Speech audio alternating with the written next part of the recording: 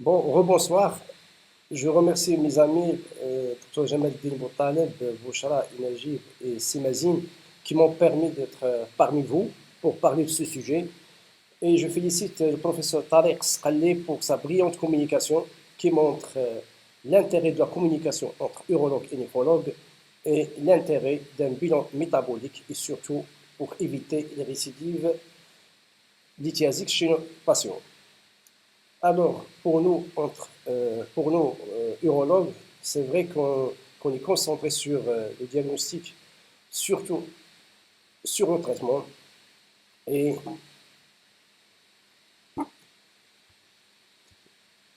euh, je commence par rappeler quelques progrès, notamment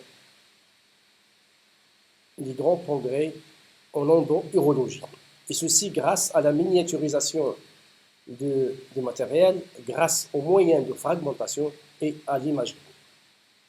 Donc, inutile de rappeler sur le diagnostic l'intérêt de la clinique qui va des formes asymptomatiques jusqu'aux formes les plus douloureuses, parfois des formes graves telles que des infections avec des pyélonéphrite, des abcès ou des pyélonéphroses, ou des urgences comme les infections chez les femmes enceintes ou la neuro.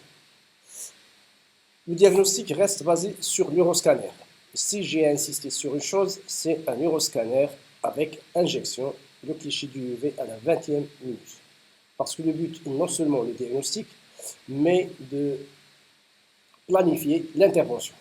Donc, sauf contre-indication, on va demander un neuroscanner, sinon on se contente du scanner sans injection. L'échographie reste notre échappatoire en cas chez la femme enceinte. Le traitement médical, il est basé sur les anti-inflammatoires non stéroïdiens en cas de colite néphritique et qu'on peut associer avec du paracétamol. Les antispasmodiques ne sont pas recommandés. Dans tous les cas, et avant tout traitement, il faut traiter une infection ou un sepsis. Et éventuellement, il faut désobstruer les voies urinaires en cas de dilatation ou d'anémie. Le traitement médical expulsif, largement débattu, et surtout basé sur les alpha-bloquants et les inhibiteurs calciques, il est peut-être intéressant dans les calculs de l'urtère distal, alors que les corticoïdes ne sont pas recommandés. Et enfin, l'alcalinisation avec ou sans drainage par le sang d'origine en cas d'obstruction peut être utile en cas de calcul d'acide urique. Pour ce qui est du traitement urologique proprement dit, on a plusieurs techniques. Et si on a plusieurs techniques, ça veut dire qu'aucune n'est suffisante à elle seule pour traiter toutes les situations. Ça veut dire qu'on est devant un arsenal thérapeutique qu'on doit adapter à chaque patient et à chaque lithiase. Ainsi, on peut avoir soit la lithotripsie extracorporelle, soit l'urethéroscopie semi-rigide ou l'urethéroscopie souple, et les deux peuvent être soit rétrogrades, soit on descend par le rein, c'est ce qu'on appelle l'urethéroscopie intégrale. Enfin, on a la NLPC et on peut associer plusieurs techniques en même temps chez un patient. Et dans des cas un peu particuliers, on peut avoir recours à la laparoscopie. Et vous voyez que dans tous les centres un peu spécialisés, la chirurgie ouverte est devenue obsolète. Moins de 1% dans les séries récentes. Si on revient au, si on revient au, si on revient aux recommandations, on voit que ces recommandations sont basées sur la taille du calcul et sa position. Ainsi, pour les calculs du rein, si supérieur à 20 mm, la NLPC est la première indication, c'est le traitement de choix. Sinon, l'urethéroscopie souple ou l'ALEC sont en deuxième choix. Pour les calculs de 10 à 20 mm, c'est essentiellement soit l'ALEC, soit l'endourologie. Et ce n'est pas précisé. Pour les calculs inférieurs à 10 mm,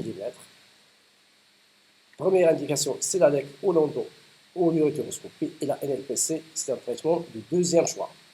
Pour les calculs du calice inférieur, qui sont une entité à part, parce que et l'ALEC et l'urethéroscopie souple sont associés à plus de 50% d'échecs. Alors, pour ces calculs, s'ils sont supérieurs à 20 mm ou inférieurs à 10 mm, ils sont traités comme ce qu'on a décrit auparavant. Lorsqu'ils sont entre 10 et 20 mm, Lorsqu'ils sont entre 10 et 20 mm, il faut voir les facteurs anatomiques.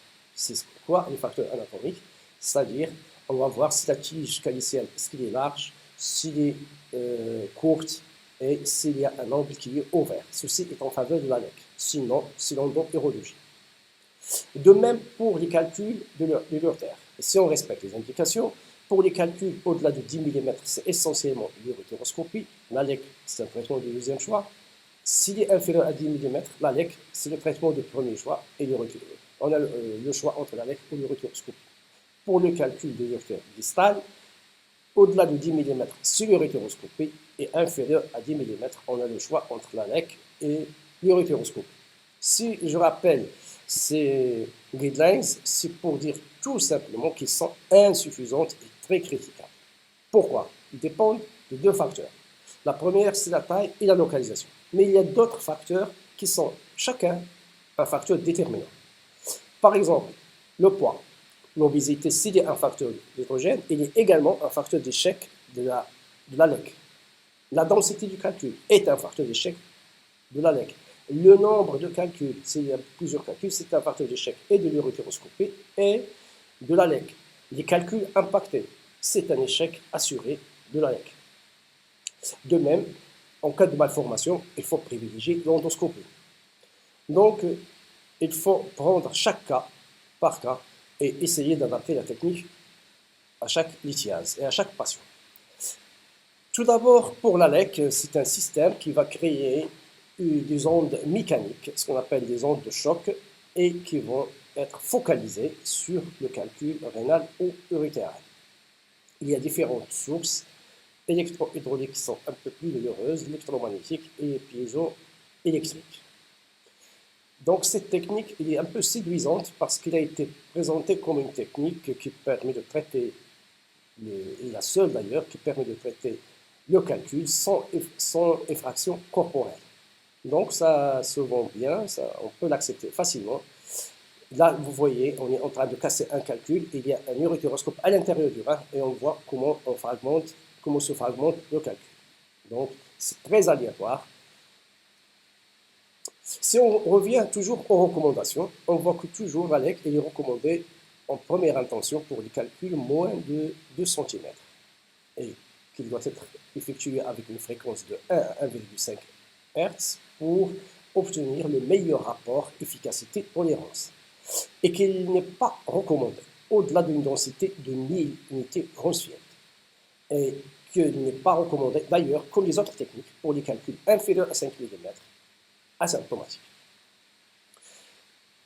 Alors, cette technique qui présente toujours comme technique mini-invasive, mais peut avoir des complications liées soit au passage du calcul, comme vous voyez ici, il y a un empirement de tout l'urétère parce que là, ils ont osé pour traiter un gros calcul rénal. Des complications infectieuses, dont 7 à 20% de bactériurie asymptomatiques, parfois un sepsis grave, dont 1 à 2%. On peut avoir également d'autres complications tissulaires, comme ici avec un hématome du rein, qui peut être symptomatique ou asymptomatique, parfois des cas rapportés de troubles de rythme, voire de perforations intestinales ou d'hématomes spléniques ou hépatiques. Donc, il faut une bonne surveillance après la réalisation de la LEC. S'il y a une chose sur laquelle il faut insister, il faut respecter les indications et surtout les contre-indications. Bon, la grossesse, il est inutile de rappeler parce que c'est un risque de malformation. Les malformations aux fragilités squelettiques, l'obésité morbide, l'anévrisme aortique. Et là, vous voyez, si on se contente de faire une LEC avec un ASP, là, on risque de... Avec le scanner, il s'avérait que c'est un anévrisme calcifié de l'artère rénale. Donc, on peut laisser le patient sur la table avec un ASP. Donc, il est contre-indiqué également chez les patients sous anticoagulants ou anti-agrégants. En cas d'infection urinaire, il faut la traiter. Et dans tous les cas, il faut désobstruer le rein. Parce que s'il y a une dilatation, l'échec est assuré. S'il y a une chose sur laquelle il faut insister, c'est un bilan d'hémostase et un ECG négatif. Donc, cette lithotripsie doit se dérouler généralement en ambulatoire ou parfois avec sang ou avec une simple sédation. Et j'insiste sur une chose. Si le nombre total des ondes de choc ne doit pas dépasser 3000 à 4000 chocs, et le nombre total des séances ne doit pas dépasser 1 à 2 séances, au maximum 3 séances lorsqu'il y a un petit fragment résiduel. Il y a un problème qui est toujours posé, c'est le stone frame. Il y a beaucoup d'études qui considèrent un calcul inférieur à 4 mm comme une réussite, alors que c'est un facteur de récidive lithiasique sûr. Dans tous les cas, comme dans les autres techniques, on prend des petits fragments pour des analyses spectrophotométriques. Si on voit les résultats de l'ANEC, on constate qu'il diminue avec la taille du calcul. Au-dessous de 10 mm, il est de 77%, et déjà qu'on atteint 20 mm, il descend à 43%, au-delà de 3 cm, 29%. Alors que les résultats de la NLPC sont stables, aux alentours de 90%. Pour les calculs urétéraux, là encore, l'ANEC est plus efficace dans le calcul de Dr Lambert inférieur à 10 mm. Dès qu'il atteint 10 mm, ça chute à 74%.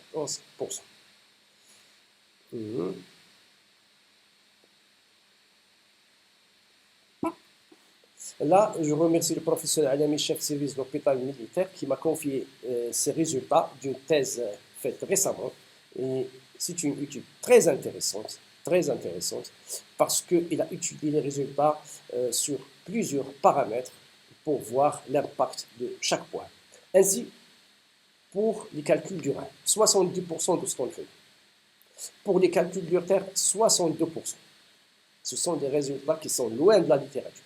Et si on revient, par exemple, au niveau de l'urtère lombaire, 71%, au niveau de l'urtère pelvien, un échec sur 2. C'est énorme. Si on revient et on analyse uniquement la taille comme facteur indépendant, à 5 mm, le taux de réussite est de 86%. Entre 5 et 15 mm, ça chute à 70%. Et vous voyez, dès qu'on atteint 15 mm, ça chute à 42%. Un autre facteur indépendant des autres facteurs, quelle que soit la localisation, quelle que soit la taille, c'est la densité. Au-dessous du 1000, 70% de stone frame. Au-delà du 1000, 30%. C'est énorme. Le nombre de calculs, un calcul unique, 72% de stone frame. Lorsqu'il y a 2 calculs au plus, 25% de stone frame. Ça veut dire 63 patients sur 4, il y a des calculs résiduels. Donc, ce sont des résultats très intéressants et ceci explique cela. Voilà, on voit que l'ANEC est en diminution, donc l'utilisation est de moins en moins utilisée sur les 30 dernières années, ce qui est confirmé dans 6 études faites dans 6 pays différents, au Brésil, le Canada, les États-Unis, le Royaume-Uni et d'autres pays.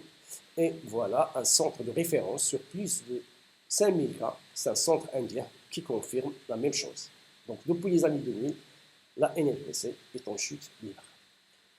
Actuellement, il y a même des urologues qui se posent la question, est-ce que l'ANEC reste toujours défendable? Et là, c'est un tableau que m'a montré le professeur Talek Scali qui montre la plupart des lithiases de type. Ce qui m'intéresse ici, c'était une chose.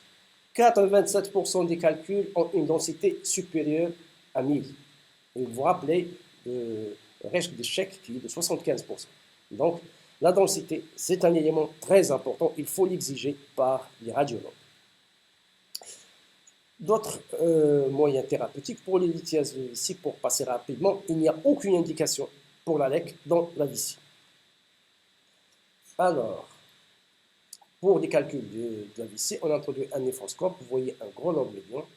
Et voilà le calcul qu'on peut attaquer facilement avec un lithoclaste et on va le casser. On essaye de faire des petits fragments pour les évacuer sans aucun problème. Donc on va doucement et on avance. Je vais avancer un peu le film. On casse les calculs. On les réduit à des petits fragments qu'on va récupérer à la fin de l'intervention à l'aide d'une poire. Et vous voyez les calculs. Pour ce qui est des calculs urétéraux, c'est essentiellement l'urétéroscopie semi-rigide. Cette technique qui se fait chez un patient généralement souragé anesthésie avec un membre abaissé, on a besoin d'un cystoscope, d'un urétéroscope, d'un panier et de quoi casser. Le premier temps, on monte une sonde. On peut dilater comme ici avec un ballonnet, une sténose du MEA. Et puis on fait une opacification. Puis on monte avec un urétéroscope jusqu'au calcul. Il ne reste plus qu'à le fragmenter. C'est un cas habituel et très facile. Mais parfois, on est surpris par des situations un peu très délicates auxquelles il faut savoir faire face. Il faut d'abord toujours parler au patient qu'on risque de terminer l'intervention par un simple drainage avec une urétéroscopie, avec une mise en place d'une sonde Dolgi ou une néphrostomie. Ça peut arriver à tout le monde. Là, on casse le calcul, puis on va le récupérer. Il ne reste plus qu'à prendre un panier pour récupérer ces calculs. Là, c'est une autre situation. Vous voyez, on a déjà une sténose. C'est pour ça qu'il faut demander un scanner injecté. Parce que si on voit que le calcul, on ne peut pas monter. Et là, si on fait la LEC, c'est l'échec assuré. Voilà la sténose. On essaie de négocier pour passer avec un urétéroscope.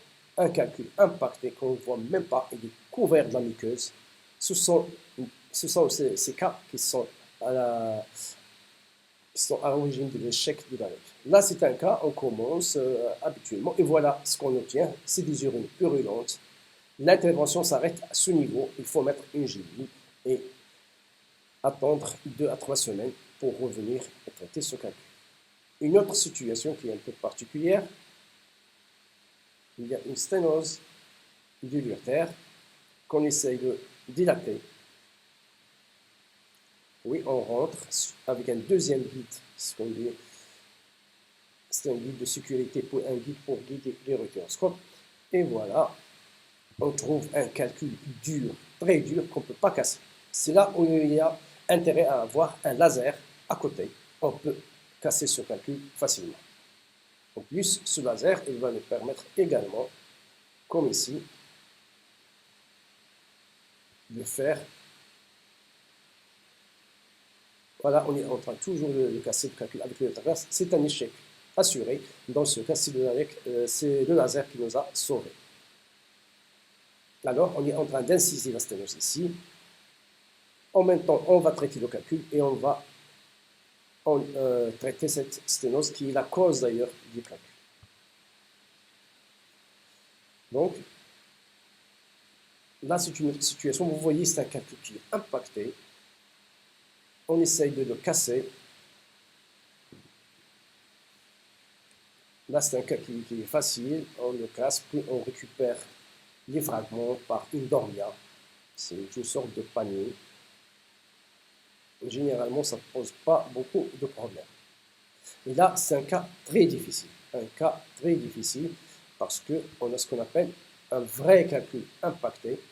On ne voit rien. Regardez là, ces photos, ce sont des calculs. Parfois, on rentre, comme ici, on ne voit même pas le calcul.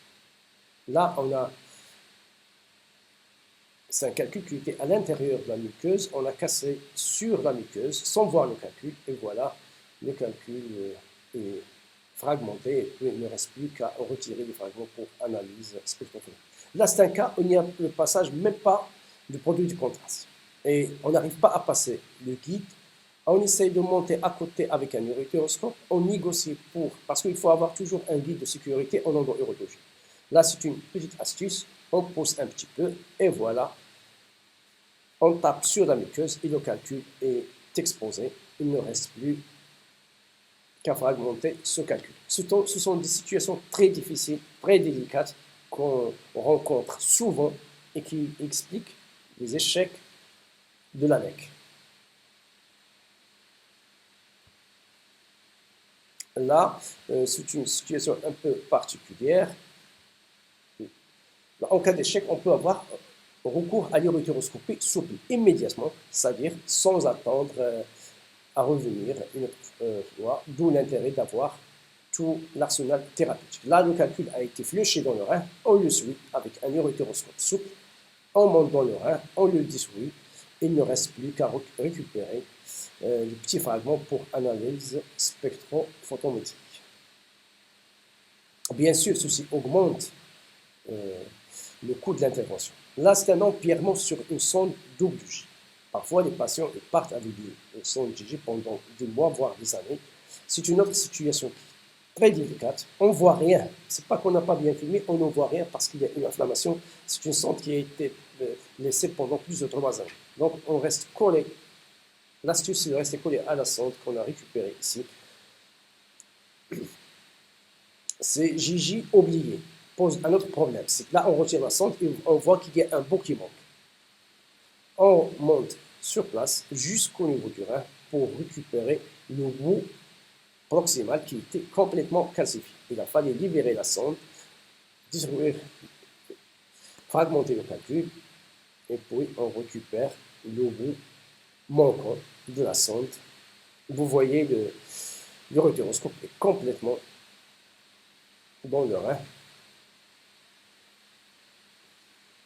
Donc, ce sont des situations auxquelles on peut se confronter, de l'intérêt d'avoir un bon matériel. Voilà, on récupère tous les bouts de la sonde.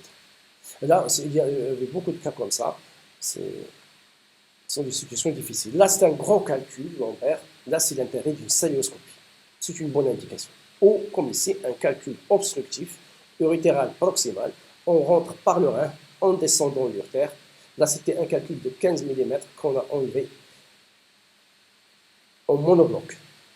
Le voici. Là, c'est une situation un peu difficile avec un empirement. Vous voyez, ça, c'est un iceberg. Empirement de tout l'urtère pelvien et iliaque. Il y avait plus d'une centaine de petits calculs. Donc, il y avait une malformation qu'on a dilatée. C'est une technique un peu originale parce qu'on a utilisé la première fois cette technique à l'hôpital militaire de Meknès il y a quelques années. C'est une série qui reste limitée quand même. Il y a une dizaine de cas. Et voilà, on rentre. Il faut éliminer tous ces calculs. Ça prend un temps fou. Donc, on a pris comme, on a mis comme dans le rein un néphroscope avec une tripode pour enlever le maximum de calculs, à chaque fois 5, 6 ou voire plus. Voici le contrôle. Donc, il faut s'adapter à des situations. Là, c'est un calcul, on a eu recours à la laparoscopie. Un autre calcul obstructif de l'urtère lombaire, on est rentré par abord laparoscopique, on distecte l'urtère et on fait une uréterotomie sur le calcul bio. Voilà. Il ne reste plus, donc, à travers une petite incision. C'est rapide, ça demande 30 minutes. Et voilà le calcul en monobloc. Vous voyez comment il adhère à la muqueuse. Donc, il ne reste plus qu'à faire 3 points de suture et sortir ce calcul.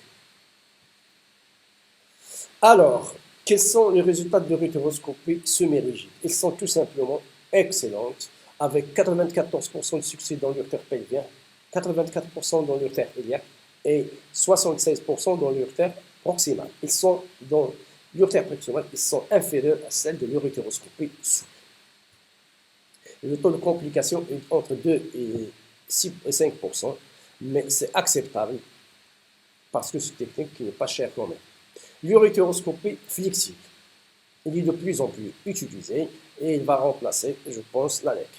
Voilà, on monte une sonde urétérale, on fait une IPR et on monte une gaine, ici une gaine d'accès urétéral, puis on rentre avec un urétéroscope à l'intérieur de la gaine. L'intérêt, c'est d'explorer tout le rein. Une fois on est devant le calcul, il ne reste plus qu'à le fragmenter comme vous le voyez ici. Différentes façons de détruire le calcul, soit comme ici, c'est une fragmentation, mais il faut enlever ces différents petits fragments. Si on laisse les fragments, la lithiase va récidiver. Donc, et ça augmente également le coût de l'intervention parce qu'un panier, ça coûte plus de 2000 dirhams. Donc là, on casse le calcul et on récupère à l'intérieur de la gaine les fragments et qu'on va analyser. Là, c'est une façon de faire, c'est ce qu'on appelle le dusting. Donc, le calcul est réduit en poussière. On ne voit plus de particules et ils vont descendre tout seuls. On peut à la fin laisser un petit fragment pour analyse spectrophotométrique. C'est une technique qui est séduisante, mais il a un coût. Il a un coût entre 7 000 et 9 000 dirhams uniquement pour le consommateur. Donc, cette technique est de plus en plus implantée au Maroc, comme l'uréteroscopie semi-rigide.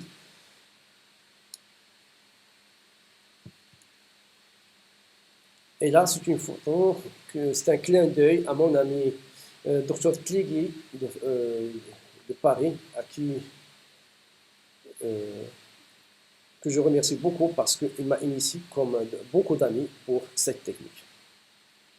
Alors, si l'urétéroscopie a des bons résultats, il peut avoir également ses propres complications, telles que des urinomes, des avulsions, des sténoses, et surtout avec l'urétéroscopie souple.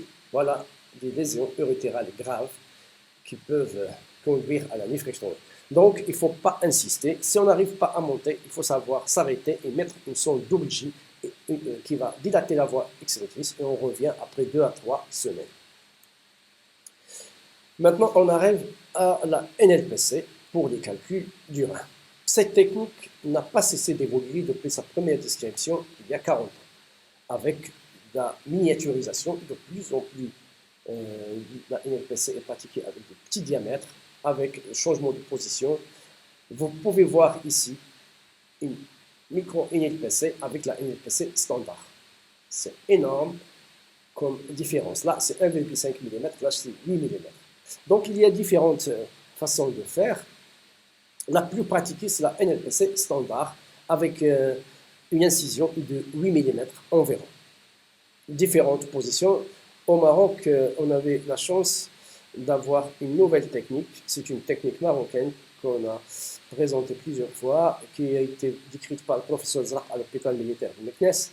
Et ça nous permet de gagner un temps, énormément de temps.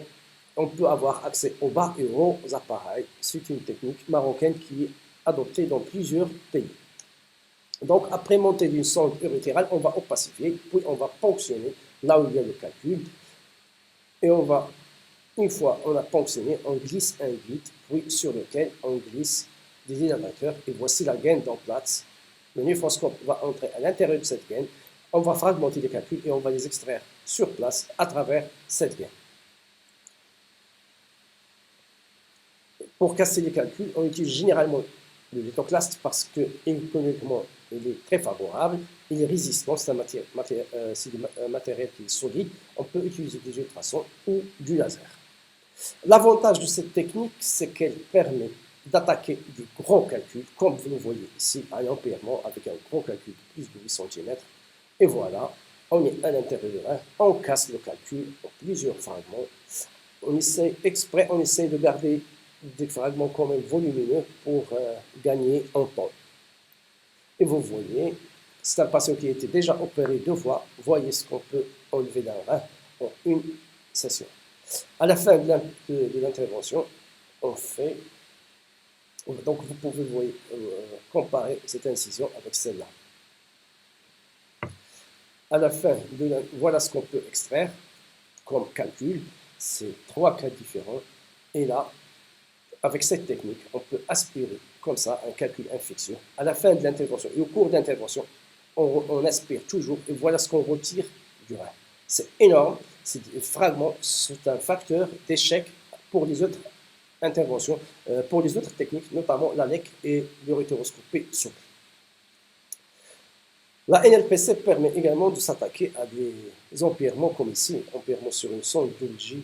Un patient a eu cette sonde il y a des années en Belgique, il ne savait jamais qu'il avait ces calculs. Donc, c'est une bonne technique pour enlever et le calcul et les fragments. Vous voyez que la JG a été cassée plusieurs fois et il faut absolument enlever tous les fragments. Et pour augmenter l'efficacité de la NLPC, on peut avoir recours comme ici à 2 abords, voire comme ici à 3 abords. On peut également diminuer cette incision de 8 mm. Il y a des gens qui trouvent que c'est trop et on peut faire comme ici. C'est une patiente que j'ai vue récemment qui vient de Mohammedia. Voilà, après 5 séances de LEC, le calcul est cassé, mais il n'est pas éliminé, tout simplement parce qu'il y a une sténose de la tige calicienne. Donc il a fallu, avec cette petite incision de 5 mm, récupérer les calculs et libérer cette tige calicienne. C'est rapide, c'est pas hémorragique et c'est une bonne technique pour les petits calculs inférieurs à 2 cm jusqu'à 2,5 cm. Là, il y a ce qu'on appelle une nouvelle technique de NLPC miniaturisée. En fait, ces noms barbares, s'ils ont une signification, c'est-à-dire qu'on peut traiter maintenant des calculs avec un abord de 4 mm jusqu'à 1,5 mm. C'est vraiment microscopique, comme vous le voyez ici. Voilà, c'est une aiguille, il y a une fibre laser, il y a un système optique, il y a une irrigation. On peut attaquer un calcul jusqu'à 15 mm. Un autre avantage de la NFPC, comme vous voyez ici, on a enlevé le calcul et il a fallu libérer la jonction. Donc c'est une endoplutopomie, c'est rapide et c'est efficace. Là, c'est une situation un peu inhabituelle. C'est un rein ectopique pelvien. Donc il a fallu libérer le rein par laparoscopie. On enlève, on décolle le côlon, puis on ponctionne sous contrôle visuel et contrôle endoscopique. Il ne reste plus qu'à terminer l'intervention avec la NLPC. Donc c'est une association de deux techniques différentes.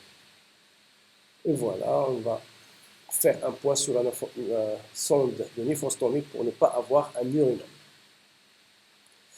Et si vous le permettez, j'aime bien présenter une petite série personnelle de 281 cas étudiés entre 2012 et 2018. En fait, on est à 430 cas, mais c'était difficile de faire l'étude de toute cette série.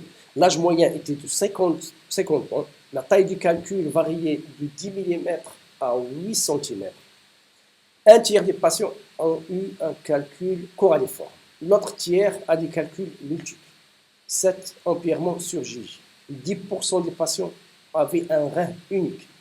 Les 10% avaient été en insuffisance rénale. D'autres avaient des valvulopathie, d'autres sous anticoagulants, en plus de l'obésité, de diabète et d'autres tares. C'est pour dire que cette technique est valable et faisable sur les patients fragiles. 16% des patients ont eu un abord multiple.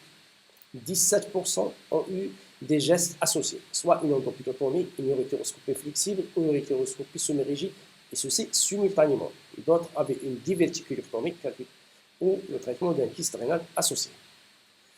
Alors, 10% de nos patients ont eu une infection urinaire, il faut travailler à basse pression.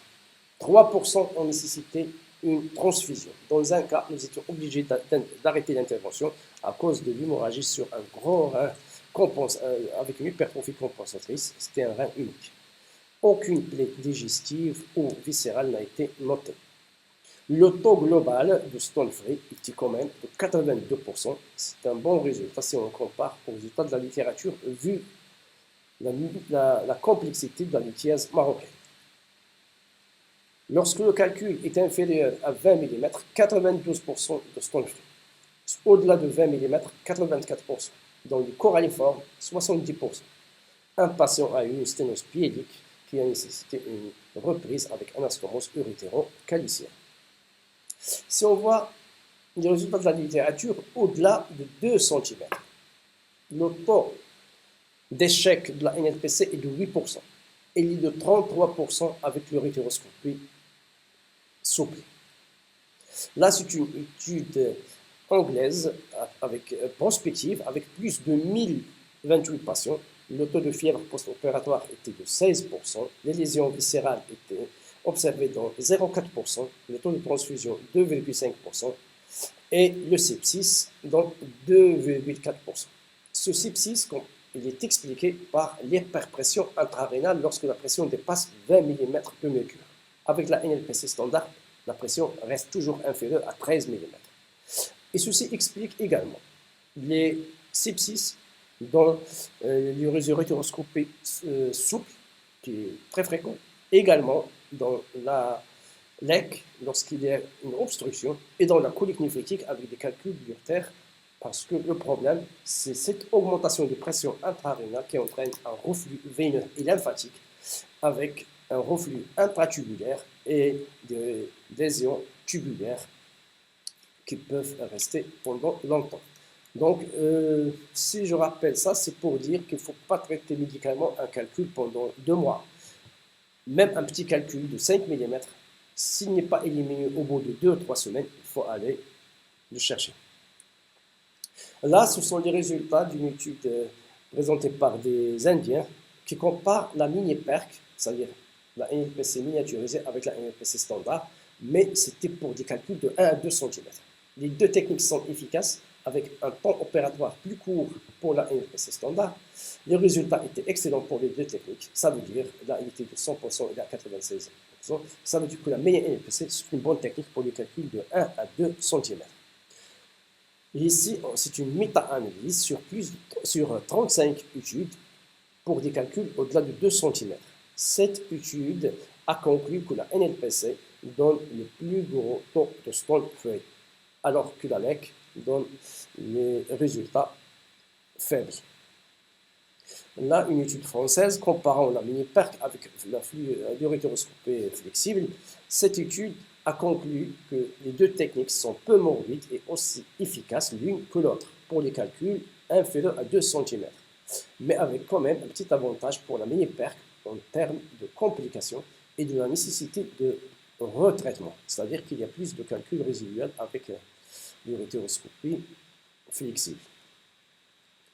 Alors se pose la question, jusqu'à où on peut aller avec cette miniaturisation de la NLPC?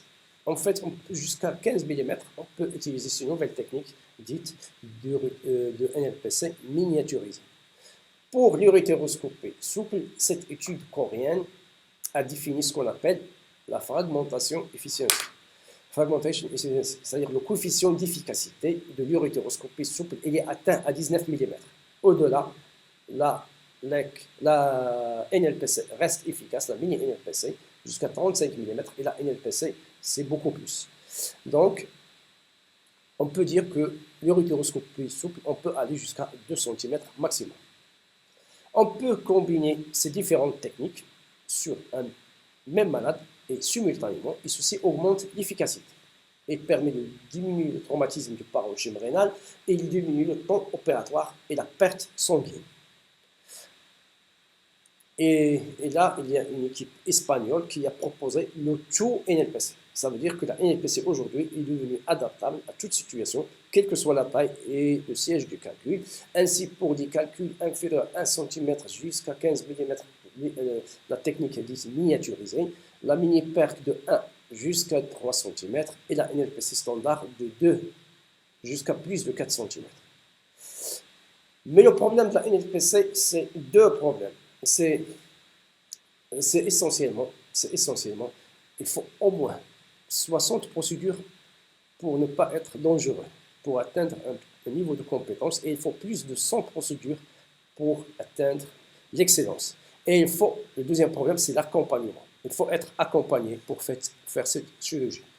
Enfin, pour conclure, je rappelle que l'urétéroscopie semi-rigide est une technique qui est sûre, efficace et peu coûteuse. Il est adapté à notre situation. Pour les calculs impactés, on peut utiliser soit l'urétéroscopie souple, soit la laparoscopie. Pour le calcul de l'auteur proximale, on peut aller par urétéroscopie semi-rigide, mais il faut préparer le souple et le laser à côté.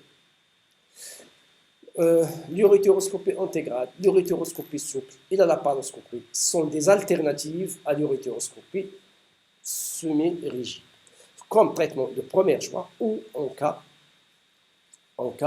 d'échec. Pour la LEC, je dirais un mot. Il faut sélectionner les patients. Un petit calcul, faible densité. Et il faut éviter l'urtère pelvien et le calice inférieur. Enfin, pour la NLPC, c'est une technique qui est efficace, sûre et économique et adaptée à notre région. La NLPC standard, c'est une bonne technique pour les calculs au-delà de 2 cm et pour les calculs complexes. La mini-NLPC pour les petits calculs inférieurs à 2 cm. Mais pour la NLPC, comme pour les autres techniques, le choix et l'indication doivent prendre en compte le plateau technique disponible, l'expérience du chirurgien.